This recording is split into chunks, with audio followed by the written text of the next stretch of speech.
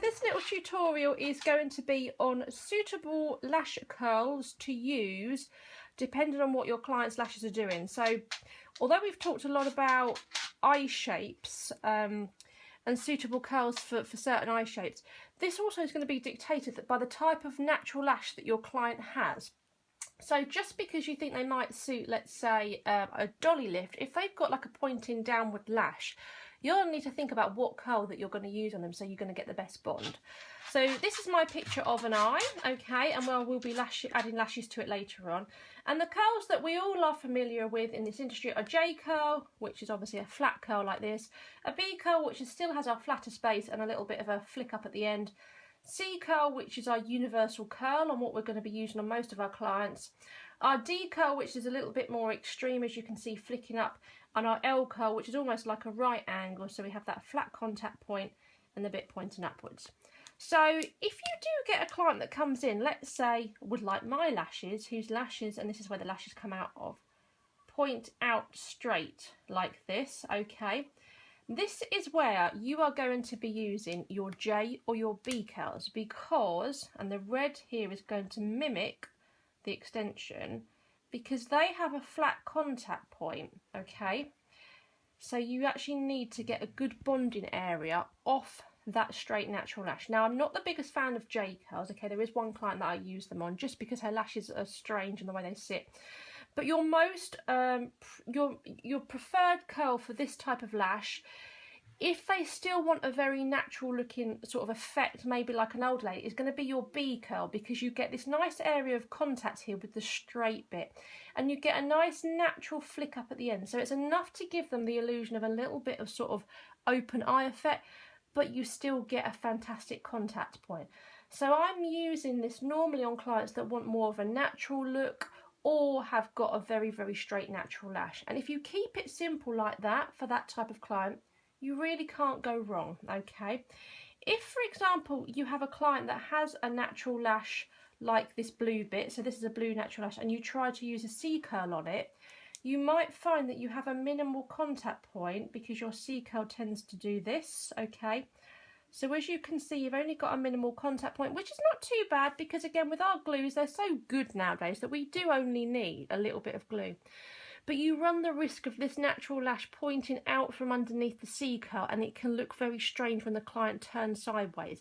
So although on most clients you can get away with a C curl, if they have got a very straight lash, you just have to bear this in mind, that with a C curl you're going to see this natural lash popping out from underneath it.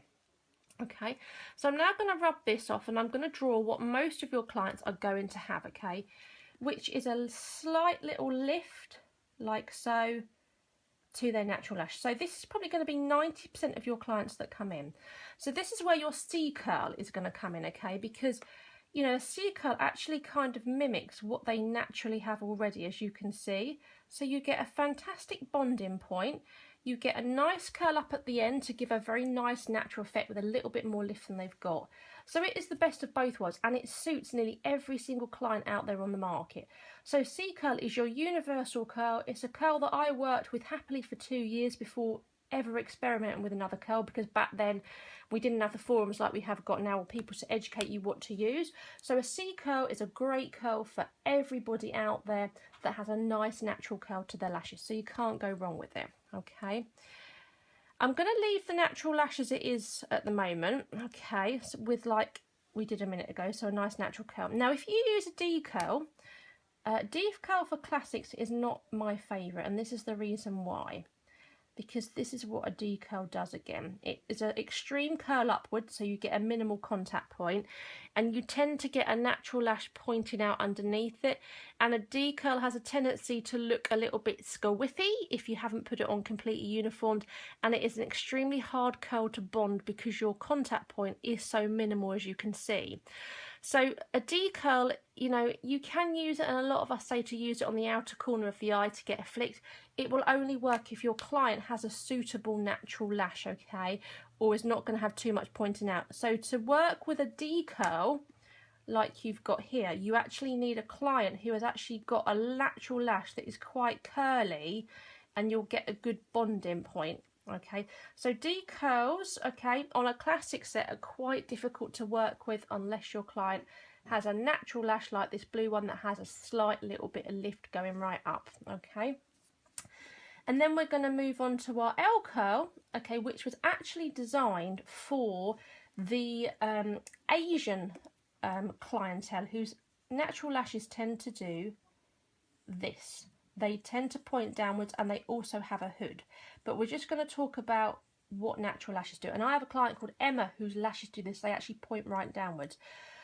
So you can see the problem that we would have if we were to use any of these other curls on here. Let's say a B curl or a C curl. Let's say this is a C curl. It's going to do this. So actually it still points downward despite it being a C curl. You're still going to get a very, very lazy look because realistically the lashes want to be coming out and up here. But even with a C curl, we're getting a lash that points down here. Even if you were to use a D curl, okay, you're still going to struggle because your contact point is going to be so minimal. It's going to do that and you're going to see the natural lash pointing out underneath. So a D curl is not great for this. So this is where your L curls are going to come into their own with a client like this, okay? So with your L curl, you get your fantastic straight bit that we've got here. And then you get your lovely flick upwards at the end here. Actually, let's extend that a little bit lower so you get the idea what I'm doing. And you get a lovely lift, okay? So not only do you get a fantastic bonding bit, but you get that beautiful lift, exactly what this client needs. So for that type of client, an L curl is your preference, and you also get the most amazing retention out of L curls. Absolutely love L curls for volume. Haven't really used them for classics, but you know, if you're going to use them, you know, do so for this type of client. Really, really great, and like I said, amazing retention. So that is pretty much just an overview of the type of curls that you're going to be using on your clients. Do you know what? You know, I try and keep things ever so simple unless somebody wants a certain look. You know, C curls are just great on absolutely everybody. So on most of your clients that are going to come in that want a certain type of look, C curl works really well.